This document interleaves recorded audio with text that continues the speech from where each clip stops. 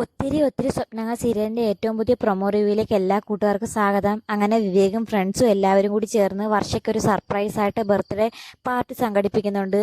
അങ്ങനെ സർപ്രൈസ് ആയിട്ട് ഒരുക്കിയ ബർത്ത്ഡേ പാർട്ടി വളരെയധികം സന്തോഷമാകുന്നുണ്ട് വർഷയ്ക്കും. അങ്ങനെ വർഷയാണെങ്കിൽ പിറ്റേന്ന് ജോലിക്ക് പോകാൻ ഒരുങ്ങുന്നുണ്ടെങ്കിലും ഫ്രണ്ട്സും എല്ലാവരും പറയുന്നുണ്ട് ഇന്ന് ബർത്ത്ഡേ ആയതുകൊണ്ട് ഒരു കാരണവശാലും ഇന്ന് ജോലിക്ക് പോകണ്ട, നമുക്കെല്ലാവർക്കും ചേർന്ന് ക്ഷേത്രത്തിലൊക്കെ പോവാം, അതുപോലെ തന്നെ ബർത്ത്ഡേക്ക് നല്ലൊരു സദ്യയൊക്കെ ഉണ്ടാക്കണമെന്ന് ഫ്രണ്ട്സ് എല്ലാവരും നിർബന്ധിക്കുന്നുണ്ട്. അങ്ങനെ എല്ലാവരും ചേർന്ന് ക്ഷേത്രത്തിൽ പോകുന്നുണ്ട്.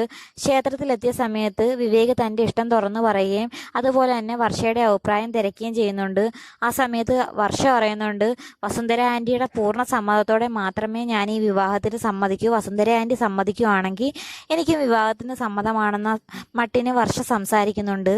അത് കേൾക്കുന്ന വിവേകിനാണെങ്കിൽ പകുതി ആശ്വാസമാവുന്നുണ്ട്. ഇനി എങ്ങനെയെങ്കിലും അമ്മയെ സമ്മതിപ്പിച്ചാൽ മതിയല്ലോ എന്ന മട്ടിന്.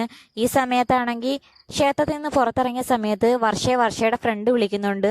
ഇന്ന് വർഷയുടെ ഓഫീസിലാണെങ്കിൽ മാനേജർ മാറി പുതിയൊരു മാനേജർ വരുന്നുണ്ട്. ആ വിവരമെല്ലാം ഫ്രണ്ട് വിളിച്ചു പറയുന്നുണ്ട്. മാനേജർക്ക് വേണ്ടി കുറച്ച് സർപ്രൈസ് ആയിട്ടൊരു പാർട്ടിയൊക്കെ സംഘടിപ്പിച്ചെങ്കിലും അതൊക്കെ കുളമായെന്ന് കൂട്ടുകാരി വിളിച്ച് പറയുകയും ചെയ്യുന്നുണ്ട്. അങ്ങനെ മാനേജരായി വന്ന് ചാർജ് എടുത്തത് വേറെ ആരുമല്ല, വർഷയെ മുന്നേ വിവാഹം കഴിക്കാനായിട്ടിരുന്ന ശ്രീനാഥ് തന്നെയാണ്. ശ്രീനാഥ് മരിച്ചെന്നാണ് വർഷയെ അടക്കം എല്ലാവരും വിചാരിച്ചിരിക്കുന്നത്.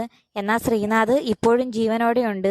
ആ സമയത്ത് വർഷയുടെ ഒരു ഫോട്ടോയൊക്കെ കരുതിയിട്ടുള്ള ശ്രീനാഥ് ആണെങ്കിൽ ഓഫീസിലെത്തി ആ ഫോട്ടോ നോക്കി പറയുന്നുണ്ട്, നീ ഈ കൊച്ചിയിൽ എവിടെയോ ഉണ്ടെന്ന് എനിക്കറിയാം, നിന്നെ ഞാൻ കണ്ടെത്തുക തന്നെ ചെയ്യുമെന്ന് ശ്രീനാഥ് അങ്ങനെ ഫോട്ടോയും നോക്കി പറയുന്നുണ്ട്. ഈ സമയത്താണെങ്കിൽ ശിവനന്ദയും വിവേകും തങ്ങളിൽ സ്നേഹത്തിലാണെന്ന് വിചാരിക്കുന്ന ശർമ്മിളയും വസുന്ധരയും കൂടി ചേർന്ന് വിവേകിൻ്റെയും ശിവനന്ദയുടെയും വിവാഹം ഉറപ്പിക്കുന്നുണ്ട്.